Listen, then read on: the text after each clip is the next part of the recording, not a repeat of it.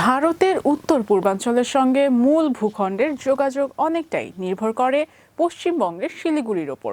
মাত্র কয়েক কিলোমিটার চওড়া এই স্থলপথের গুরুত্ব এতটাই বেশি যে সামান্য অস্থিরতাও ভারতের উত্তর পূর্বের সঙ্গে যোগাযোগে বড় ধরনের প্রভাব ফেলতে পারে।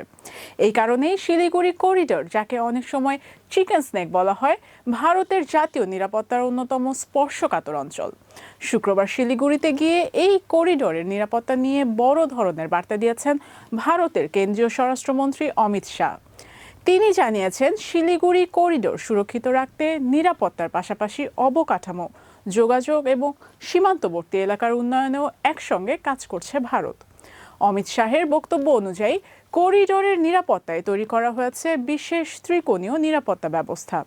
চোপড়া, কিষানগঞ্জ এবং ধুবলি, এই তিনটি গুরুত্বপূর্ণ এলাকা থেকে পুরো অঞ্চলের ওপর নজরদারি, সামরিক উপস্থিতি এবং প্রশাসনিক নিয়ন্ত্রণ আরও জোরদার করা হয়েছে।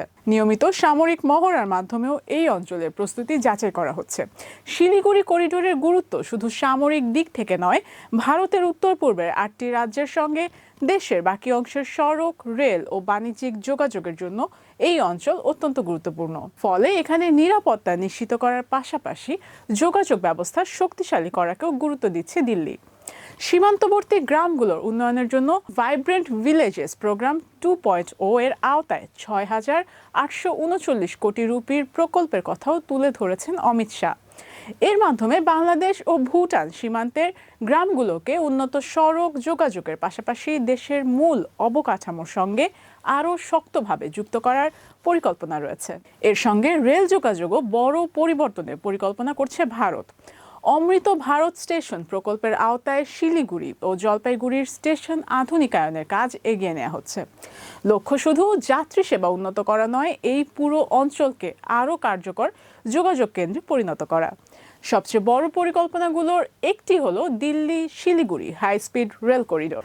2026-27 অর্থ বছরের বাজেটে এই প্রকল্পের ঘোষণা আসে।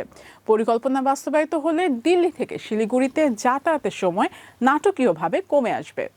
অর্থাৎ নিরাপত্তার পাশাপাশি দ্রুত যোগাযোগের মাধ্যমে শিলিগুড়িকে ভারতের মূল ভূখণ্ডের সঙ্গে আরও শক্তভাবে যুক্ত করার চেষ্টা চলছে। ভারতের জন্য এই কৌশলের গুরুত্ব এখানেই। একটি সরু করিডোরকে শুধু সেনা ও সীমান্তরক্ষীদের দিয়ে নিরাপদ রাখলেই হবে না, এর চারপাশের জনপদ, সড়ক, রেল, প্রশাসন এবং অর্থনীতিকেও শক্তিশালী করতে হবে। দিল্লির বর্তমান পরিকল্পনায় সেই সমন্বিত পদ্ধতিটাই দেখা যাচ্ছে। শিলিগুড়ি করিডোর তাই এখন শুধু একটি ভৌগোলিক পথ নয়, ভারতের জাতীয় নিরাপত্তা, উত্তর পূর্বাঞ্চলের সঙ্গে যোগাযোগ এবং বাংলাদেশ ভুটান সীমান্তবর্তী এলাকার অর্থনৈতিক উন্নয়নের সঙ্গে এই করিডোরের ভবিষ্যৎ সরাসরি জড়িয়ে আছে। অমিত শাহের সাম্প্রতিক ঘোষণায় স্পষ্ট, এই গুরুত্বপূর্ণ অঞ্চলকে নিরাপত্তা ও অবকাঠামো দুই দিক থেকেই আরও শক্তিশালী করতে চাইছে ভারত।